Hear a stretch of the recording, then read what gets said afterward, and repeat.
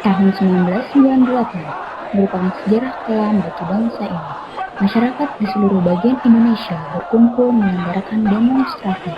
Mereka menuntut pada pemerintah untuk melakukan reformasi karena Orde Baru dirasa sudah tak lagi serasi.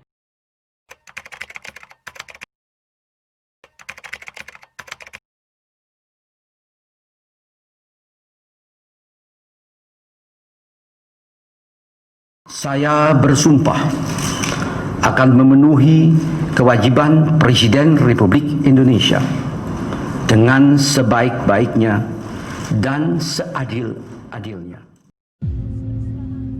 Presiden ketiga Republik Indonesia Baharudin Yusuf Habibie atau B.J. Habibie lahir di Parepare pada 25 Juni 1936. Sejak SMA, Habibie telah menorehkan banyak prestasi.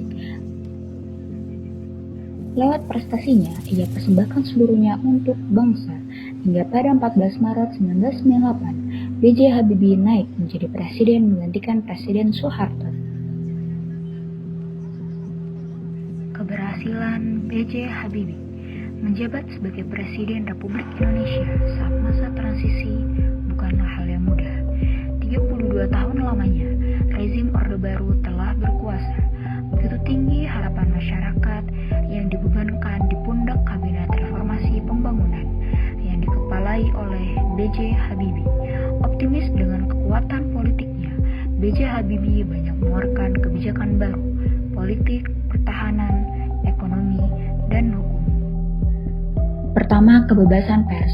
Setelah kalangan pers Indonesia terbelenggu puluhan tahun, akhirnya Habibie mencabut ketentuan SIUPP dan mengeluarkan UU Nomor 40 Tahun 1999 tentang pers, yang merupakan tonggak kebebasan berekspresi di kalangan pers. Menurutnya, kebebasan pers menjadi salah satu cara menjaga keutuhan NKRI. Pembebasan tahanan politik Orde Baru tak butuh waktu lama untuk Habibie mengeluarkan Kepres Nomor 85 Tahun 1998 yang bertujuan untuk memberikan amnesti dan abolisi guna membebaskan tahanan politik Timur Timur dari era Orde Baru. Beberapa bulan setelahnya, kebijakan Habibie untuk memberikan amnesti dan abolisi berlanjut dengan memberikannya kepada tahanan politik G30 SPKI serta GPK di Lampung, Aceh, dan Timur Timur. Ketiga, otonomi daerah. Selama puluhan tahun telah terjadi kesenjangan antara kawasan pusat dan daerah. Akibatnya, daerah penghasil sumber daya alam seperti Riau, Sumsel, Irian Jaya, dan Kalimantan banyak yang hidup di bawah garis kemiskinan. Disintegrasi daerah saat Orde Baru berhasil diredam oleh Habibie dengan dikeluarkannya UU Nomor 22 Tahun 1999 tentang Pemda. Dengan ini, pemerataan pembangunan telah membuat Indonesia memulai masa desentralisasi yang membawa Indonesia keluar dari krisis ekonomi. Keempat, pemisahan Polri dan TNI. Selama masa demokrasi terpimpin di rezim Orde Baru, kedudukan Polri dan TNI berada di bawah naungan ABRI. Ketatnya integrasi dari kedua lembaga tersebut menyulitkan perkembangan Polri yang secara universal memang bukan angkatan perang. Pada reformasi 1998, akhirnya Polri dan TNI dilakukan pemisahan dengan dikeluarkannya ketetapan MPR. Kelima, Bank Indonesia sebagai bank sentral. Habibie melakukan restrukturisasi perbankan dengan melakukan penyihatan perbankan komersial dan memisahkan Bank Indonesia dari pemerintah melalui UU Nomor 23 Tahun 1999. Dengan ini, Bank Indonesia menjalankan fungsi sebagai bank sentral yang bekerja secara objektif dan terlepas dari politik. Habibie percaya melalui kesiapan bank sentral dapat melakukan intervensi pasar. Referendum Timor Timur. Atas usul PBB, Habibie mengadakan jajak pendapat yang diselenggarakan 30 Agustus 1999 di bawah pengawasan UNAMID dan diikuti oleh penduduk Timor Timur. Sebanyak 78,5% penduduk Timor Timur menyatakan menolak otonomi khusus yang ditawarkan Indonesia. Untuk itu, MPR dalam sidangnya memutuskan untuk mengembalikan Timor Timur seperti tahun 1975 bahwa Timor Timur lepas dari Indonesia dan menjadi negara Timor Leste. Secara konstitusi, masa pemerintahan B.J. Habibie sebenarnya berakhir pada 2003, tetapi gelombang besar reformasi menandai transisi demokrasi berjalan cepat. Apalagi selama 32 tahun era kekuasaan Soeharto, pemilu dijadikan ajang melanggengkan kekuasaan Orde Baru saja.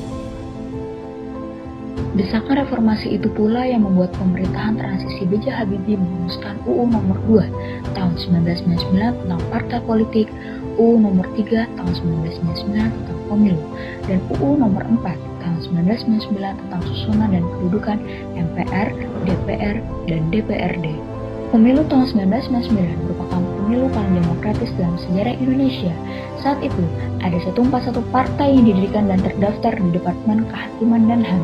Tetapi kemudian, hanya sebanyak 48 partai politik yang lolos memenuhi syarat sebagai peserta pemilu 1999. Jumlah pemilih pada pemilu 1999 pun sangat tinggi, yakni 92,74% yang menggunakan hak pilihnya dari jumlah total pemilih terdaftar.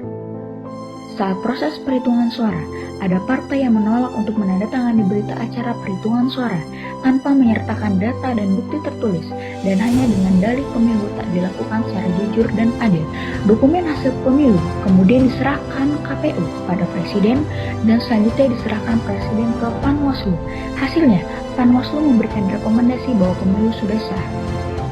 Setelah serangkaian proses tersebut, B.J. Habibie menyatakan hasil pemilu 1999 sah. Namun, masalah belum selesai. Saat pembagian kursi, sekelompok partai menginginkan mekanisme Standus Accord dan sekelompok lainnya tidak. Perbedaan pendapat itu berujung keputusan pembagian kursi tanpa memperhitungkan Standus Accord.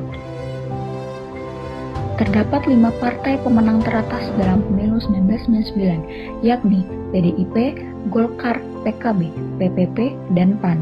Hasil pemilu 1999 yang menggunakan sistem perwakilan berimbang mengantarkan Amin Rais sebagai Ketua MPR, Akbar Tanjung sebagai Ketua DPR, Abdurrahman Wahid dan Megawati Soekarno Putri sebagai Presiden dan Wakil Presiden periode 1999 sampai 2004.